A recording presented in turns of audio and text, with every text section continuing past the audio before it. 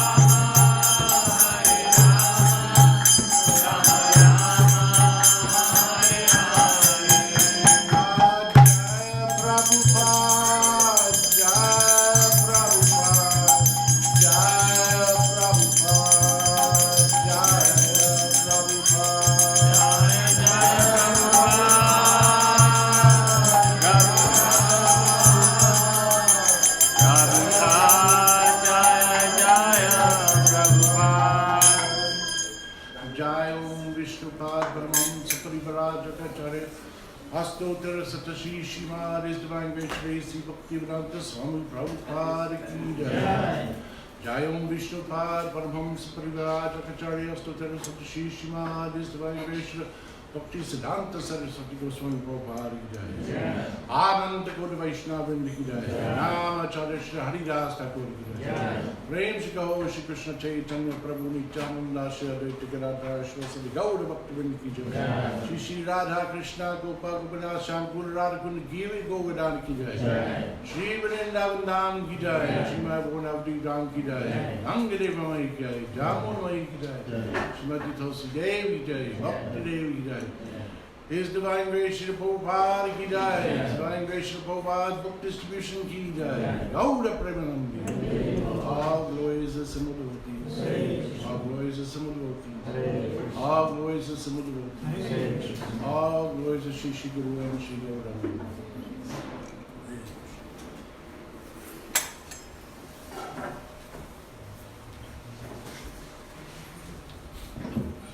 So thank you all for coming. Is there anyone here who's first time today? Is there anyone here? Huh? No? Sorry. Oh, I didn't quite catch. oh yeah. I'll try to speak up. Your first time? Yeah. Yeah? That's, me too. Speaking. How many folks here have read the Bhagavad Gita either in whole or in part? Raise your hand. Is there anyone who has not read the Bhagavad Gita? Even a little bit. All right, good. So you come up here and tell me what it's about. No, seriously. So then I can read this one verse, which is one of my favorites. When I was asked to give this class, I said, okay, that'll be easy. Let me just go pick one of my favorite verses. So I started looking through, and I said, that's one of my favorite verses. And then I looked again, I said, there's another one. So there's about 30, 40 favorite verses, so I'd keep going. We said, well, maybe I should just do a chapter. So there's about 18 chapters, and I like them all. So maybe we should do the whole book. How much time do we have? We have entire year proposing. Because it's like that. Every verse in the Bhagavad Gita is special. And so I couldn't pick one verse, so what I decided I would write to the core.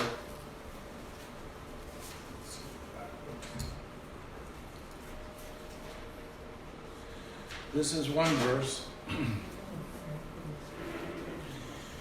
that for those who have read the Bhagavad Gita, those who study Bhakti Yoga, those who are not envious of Krishna, this is an important verse.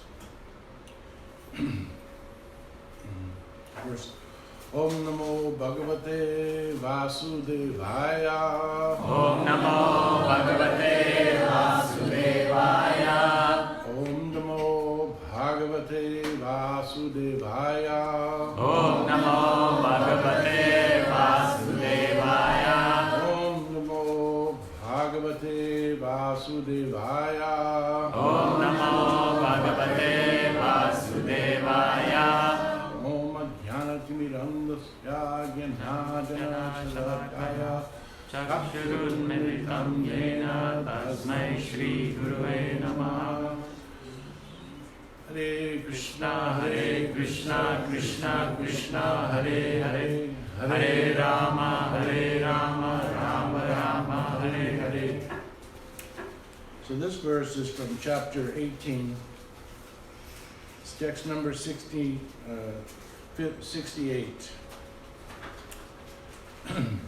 Yamidam paramam guyam madbhakteshva vidhashyati bhaktim mayi param kritva mam evashyat yasamshara.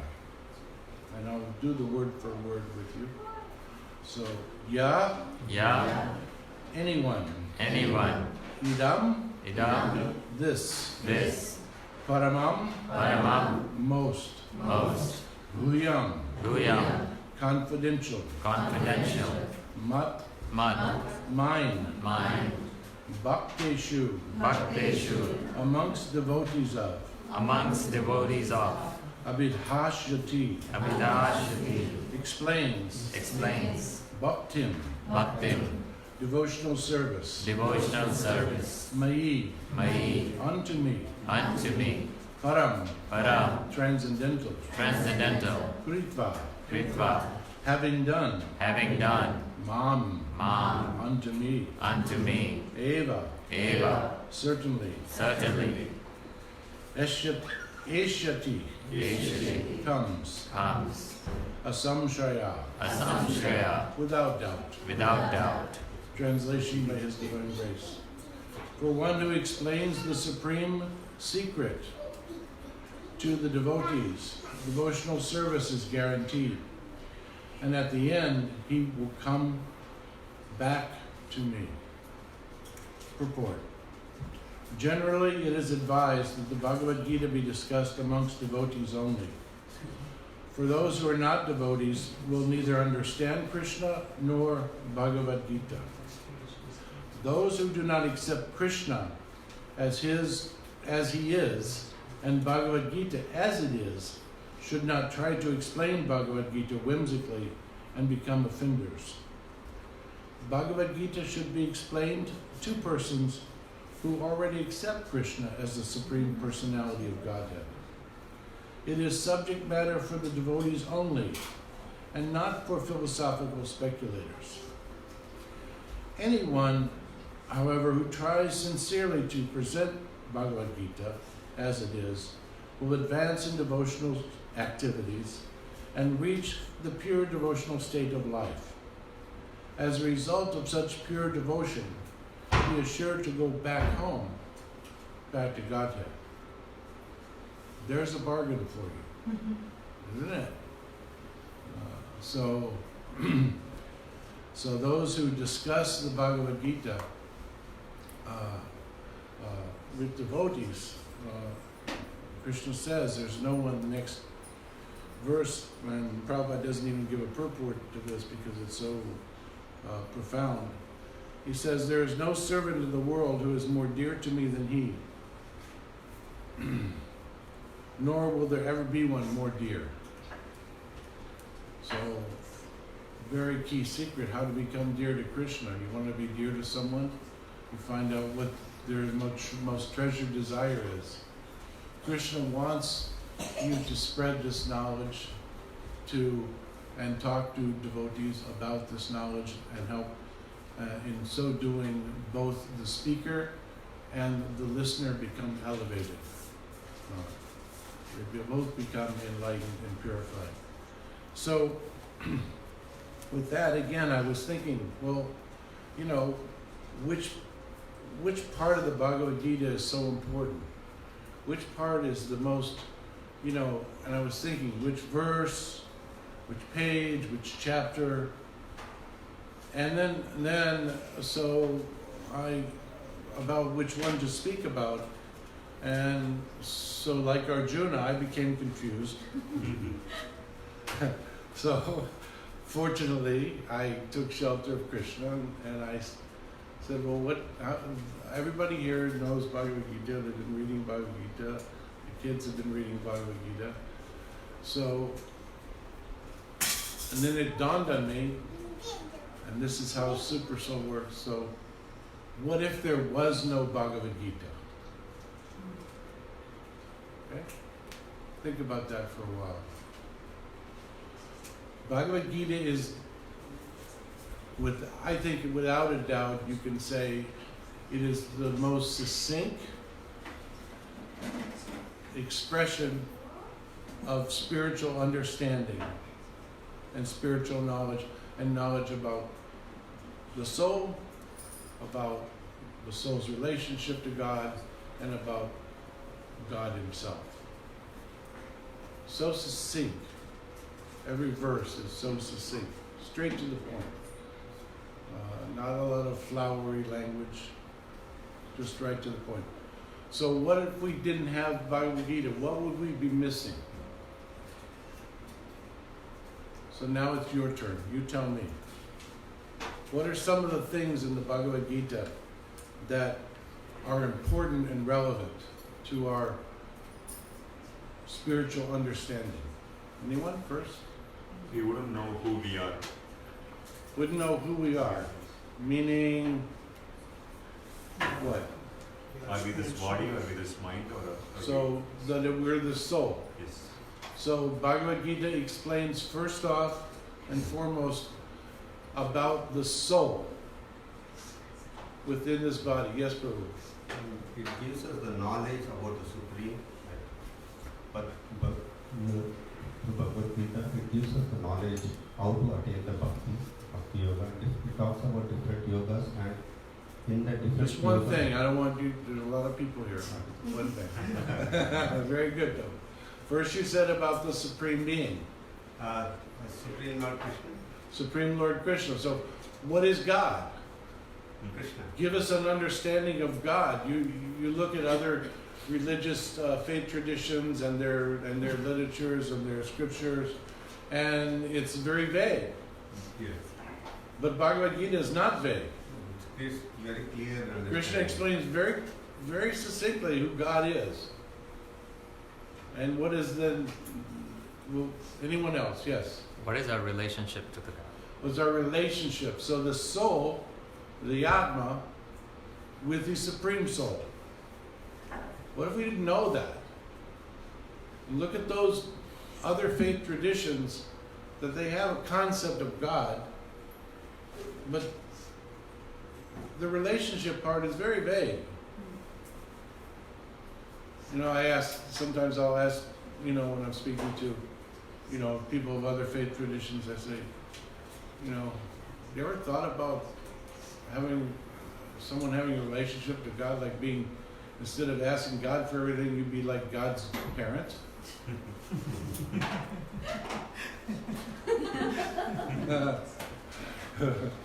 What about being a buddy for God? Being God's buddy, going out playing together, like that. So that relationship, very important. And Krishna speaks of that. He says every living entity has a relationship with Him. Anybody else? Yes. A soul's journey back home, back to Godhead, wouldn't be possible without knowing the relationship. So finding your roots, understanding that the soul, the spirit soul, has an eternal place. Yeah. Because Krishna keeps talking about coming back to me. He doesn't say going to McDonald's. He says coming back to me. So yeah, the Bhagavad Gita is teaching us how to go back to where we belong. And if it wasn't there, it would be very vague, because even, people say, okay, like, what is it?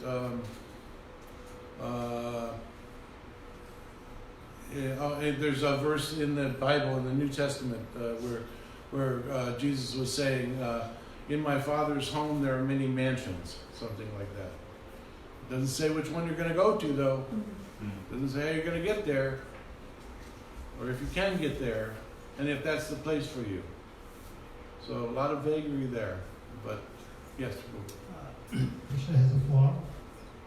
He has a form, and he is person. Krishna has a form. Yes, very important. Very important. Because he talks about not only that he has a form, but he also has an energy as well too, right? And he makes the distinction between those. Well, so, and also the soul within the heart, the Paramatma, the Supreme Soul. So Bhagavan, Paramatma, and Bhagavan. He makes those distinctions where so many people, so many other philosophers, they can't go beyond that concept to understand that there's a person. But Krishna makes it clear in the Bhagavad Gita that God is a person. Other religions say, oh, you're created in the image of God. Well, what does that mean? Nobody knows what that means. No. But Krishna makes it very clear. How important is that? Takes away the mysteries. The mysteries of life. What else? Anyone else? Yes? The meaning of yoga? The meaning of yoga. Yeah. And not only the yoga, but several yogas. He talks of several different yogas. And what yoga is supposed to do. It's not just to get you in good shape. That's a start. That's all right. That's good. But yoga means ultimately a union with God. It's a process. It's a process to bring you to God. And he talks about the different ones and makes a distinction so you know what you're doing. Karma yoga, Jnana yoga, Sankhya yoga, Bhakti yoga. So he explains those. And what is the result of the different ones? So that if you practice this one, you'll go a year. You'll obtain this much. You'll practice this, you'll obtain this. And of course, he talks about the highest yoga, which is very important to know. What is the highest yoga you can practice? Because it's relative to the age that we're in now as well, which is very important. You have to remember, Krishna spoke this some 5,000 years ago, at the dawn of a new era, a new age, when things that worked in the past were not practical for the future. I don't think anyone here has been able to meditate for 20,000 years. Even 10,000, even 1,000. Even 100 years. Even 100. How about an hour and a half? Few minutes. How disturbed our minds are. So this age we're in is so important. The Bhagavad Gita is setting the stage for the coming and talking about which process is better. Which process and what is it is Bhakti Yoga. And then leaves it up to the acharyas to teach that and further define that. Like Rupa Goswami has done in Bhakti Rasamrita Sindhu, Nectar of Devotion. To teach the finer points of the 9 processes of devotional service. Shravanam, Kirtanam,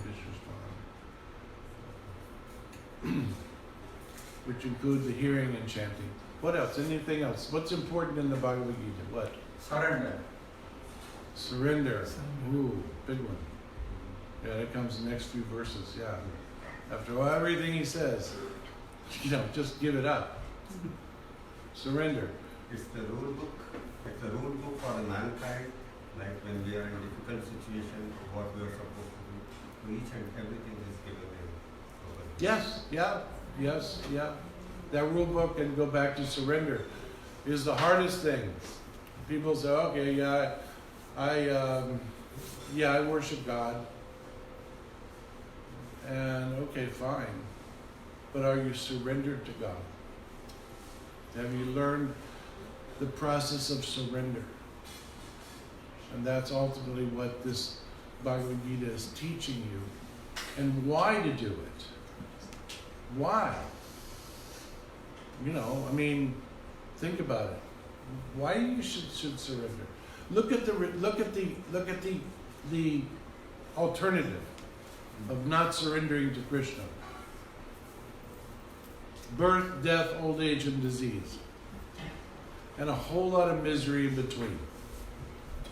2 weeks ago, I fell out of the shower and my entire arm was black with bruises and my elbow was bruised. I thought I'd broken a bone. It was like, it still hurts now. So for 2 weeks, I'm walking around carrying this pain and suffering with me. And that's just a little bit compared to what you could have. So, so why? Why surrender to Krishna?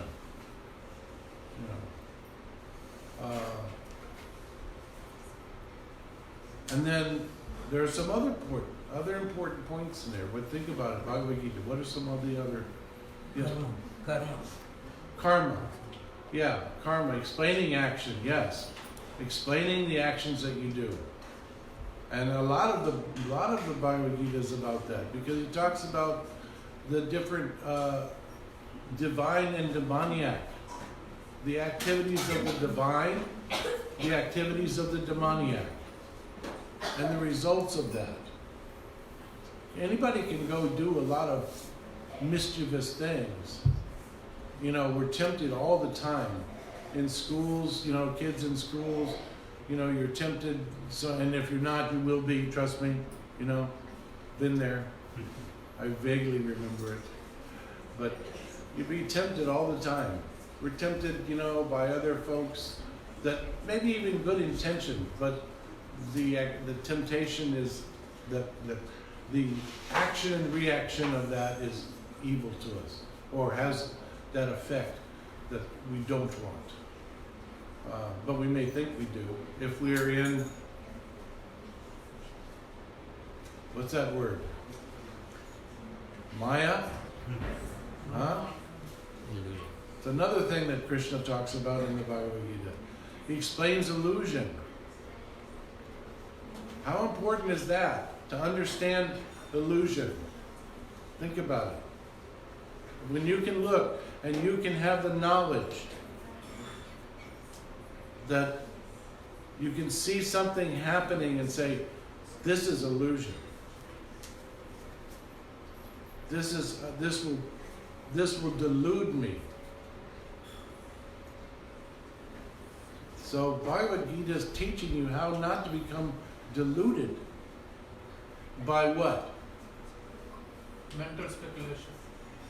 Yeah, what else? What's bigger? Material nature. Yeah. By material nature, by the three modes of material nature. Entire section of Bhagavad Gita talks about the three modes of material nature. Why? So we can see it. So we can experience, so we understand it. This is the mode of ignorance I'm in. I got to get out of this. Okay? Why am I in the mode of ignorance? Why am I living like this? Why am I living in the mode of passion? What is the result? What's the result of that? How important is that for one's life? Think about it. Think about it. And Krishna's laying it out. Explains it. No secrets. That's the biggest thing in this whole deal. No secrets. Arjuna, you surrendered to me, so I'm going to lay it out to you. Here it is. Then he says, after he says it, now it's for you to decide. You deliberate on this and act accordingly. You're going to act intelligently, or are you going to act emotionally? You're going to act in ignorance. You're going to act in passion. How are you going to act? There's another important thing that Bhagavad Gita teaches that's very relevant to a lot of people living in India. Think about it. See if you can get this one. Think about when Krishna was a coward boy in Vrindavan, playing the Leela of the coward boy in Vrindavan. What happened? He was tested by Indra, right? A demigod. He was tested by Lord Brahma, right? Another demigod. Why? Because what was prevalent? What was going on? Demigod worship, pleasing them. Polytheism. Yeah. Think about it. So here now, when Krishna's teaching the Bhagavad Gita, 5,000 years ago, it's taken us, some people, 5,000 years to wake up that there's one supreme God. All right? Some people still haven't. Some temples you go in and everybody's there. The whole neighborhood. Shiva, Indra, Brahma, Ganesh. All right? Everybody's there. Still don't understand that there is a supreme being. And he's very emphatic about that, by the way, in the Bhagavad Gita. If you read it as it is, he's saying there's one supreme being. And it's very, very important. A lot of emphasis on that. Why? Why? Because you can get very mixed up and not know where to go. Think about it. You go to the end of the life, where are you going to go? You're going to go to Shiva, you're going to go to Brahma, you're going to go to Ganesh, you're going to go, Surya, you want to go to one of the heavenly planets, hang out there for a while. It'd be nice, but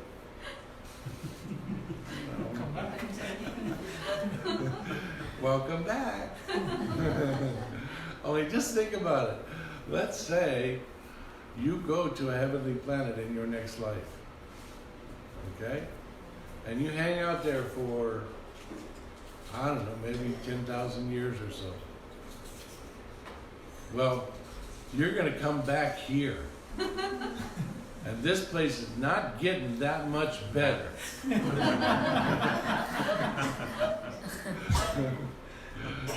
It's going to be worse. Maybe you can do it within this little golden period of Lord Chaitanya's auspicious, appearance, time period that gave a little break. But after that, it's going to go real bad, real fast. So you can hang out there. You come back here and say, oh man, gee whiz, I think it's hot now. It's going to be hotter maybe. Who knows? So that's very important. Very important to understand monotheism and the importance of Krishna teaching you monotheistic understanding that one supreme God. What else? Anybody else? Other things? In Bhagavad Gita, very important things. Very important. Yes? Krishna also talks about 8.4 million species of life and Yes. how rare is human form. Yes. Yeah. Because none of the science, they don't even know how many species are there right now. Krishna already saying there are 8.4 million species of life. Who cares how many? I don't want to experience them.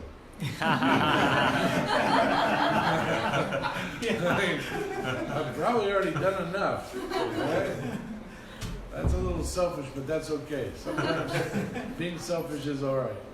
But yeah, what's the relevance of all the different species of life?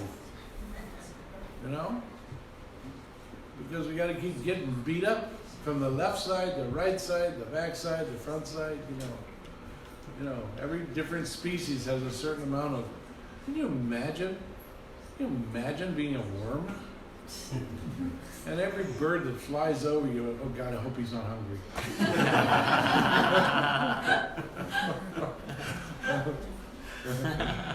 Think about it.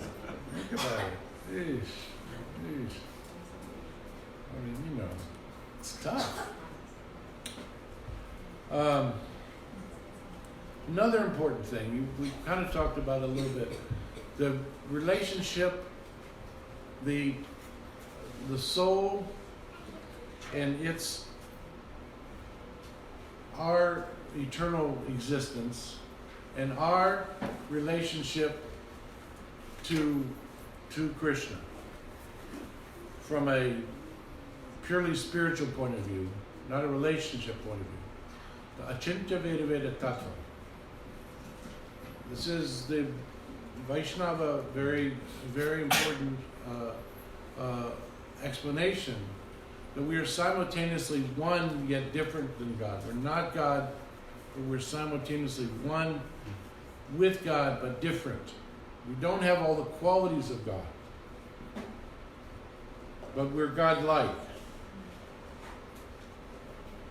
And Krishna sets the foundation for that philosophy in Bhagavad Gita, for that philosophical understanding. So it's very important, very important. Jiva Goswami would have a hard time explaining it if he didn't have the Bhagavad Gita there as the basis of that. But fortunately, God came a little bit before him and put it out for us. Very nice.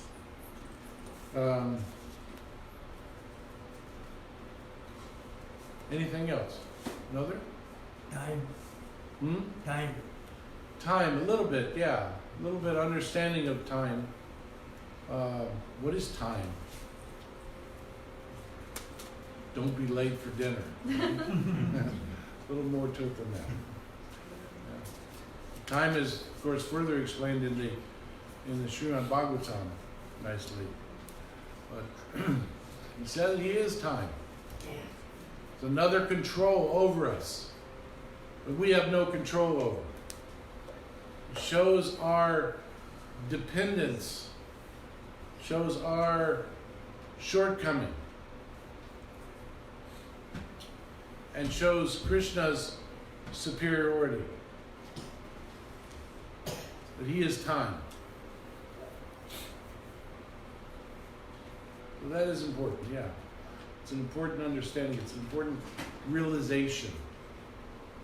We don't control time. What we can control, what we don't control. So many things about coming back to surrender. What's the whole point? Or what is the idea of surrender? Is that we understand that so many things we don't control, that we can't control.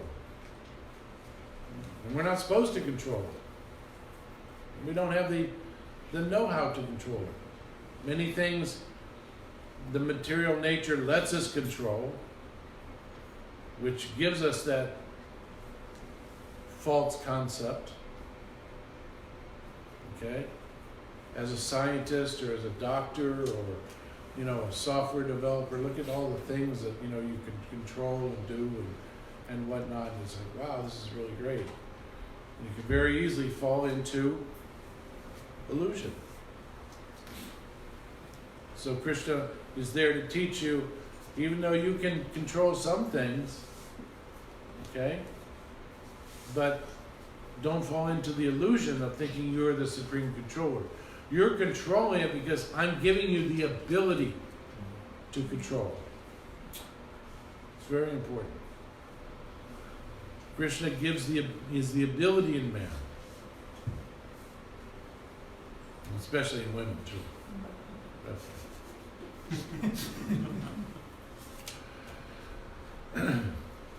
So that's another important point. What's another? It's a you're missing one. Yes. It's like, who am I? What is my relationship with the Lord?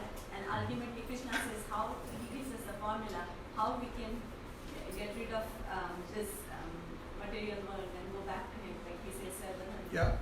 Yeah, very important. I mean, that's the one could say the scientific part of the Gita. Okay. We have to know who we are. Okay. But there's another very, very important point. Yes. I think Krishna says, I will accept you like even a flower or a leaf Thank or you. a fruit, and it's offered How to another please being. God. How to please Him. Yes. How to love God. Think about it. Huh? You can please me by simply offering me a fruit, a flower, a leaf, or water. I'll accept it. You can please me by practicing bhakti yoga. I'm very pleased by that. I'm very pleased, when you always think of me. I'm very pleased by that. And Prabhupada always talks about the fruit of, the fruit of what you're doing. So is your religion teaching you how to love God? If you're getting it right, You're loving God. Your love is increasing. Your attraction is increasing. If it's not increasing, there's some weed somewhere. There's something wrong. You can go back and you can analyze and find out what are the weeds. Why am I not attracted to the holy name? Why are tears not coming out of my eye? Not me, I do it all the time. But there's something wrong with me. But why? Why am I not falling on the ground in ecstasy when I see Krishna's form? It takes time, yeah. Well, I think one devotee asked Prabhupada one time, Prabhupada said, you can become Krishna conscious in an instant. But generally it takes about 40 years.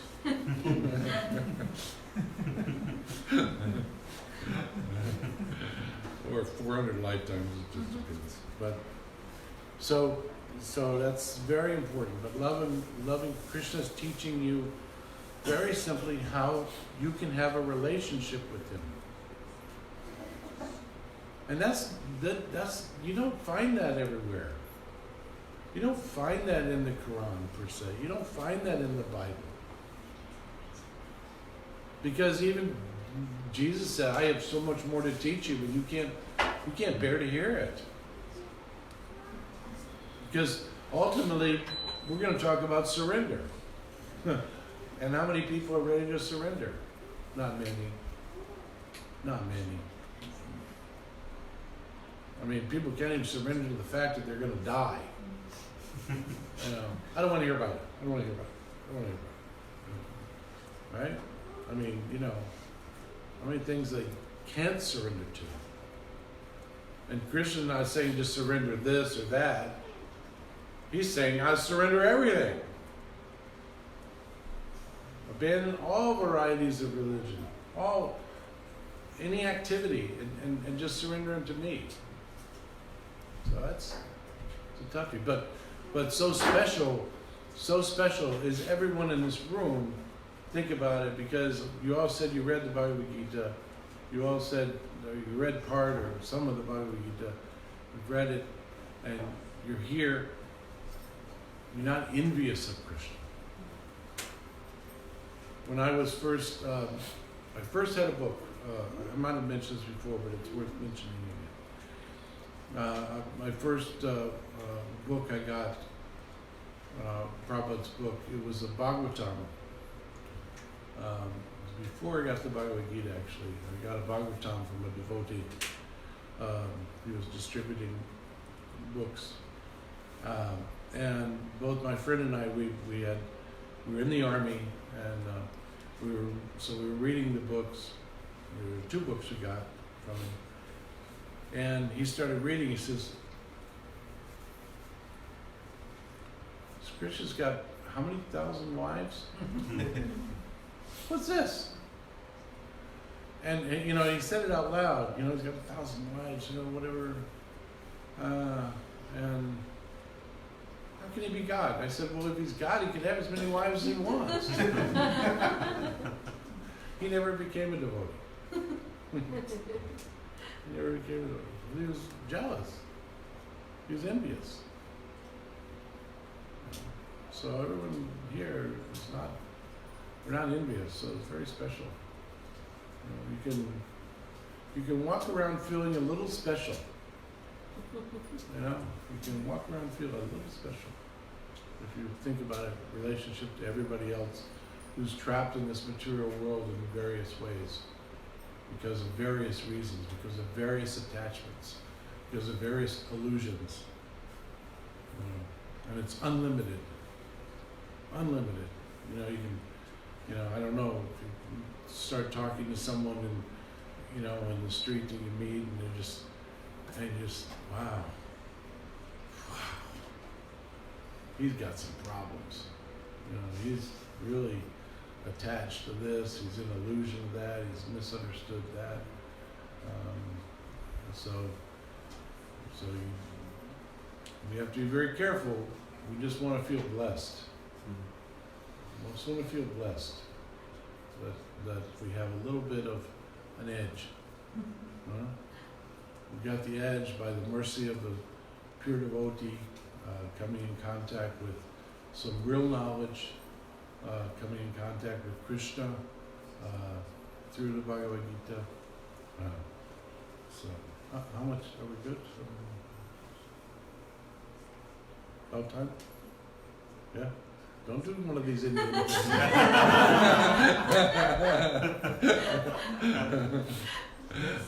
Yes, bedtime. Huh? Is it time? Okay, all right. So anything else, any last thing? One Yes. last thing. Yes. In the 11th chapter, in the universal form, he shows us to Arjuna, everything belongs to God. Everything comes out of God. So whatever we think, the false ego, this belongs to me, but everything belongs to Krishna. Yeah, good point. Good point. And when you learn that, it's easier to become a little detached. And detachment is a big part of this whole process too. We were talking, detachment comes automatically as you get a little older in life. You know, you find, we have a varnashram system, which is a natural human existence. When I turned about 50-ish, 55, like that, things that I thought were important from a material perspective is like, okay, whatever. There was a natural renunciation that started to manifest, and it continues to manifest.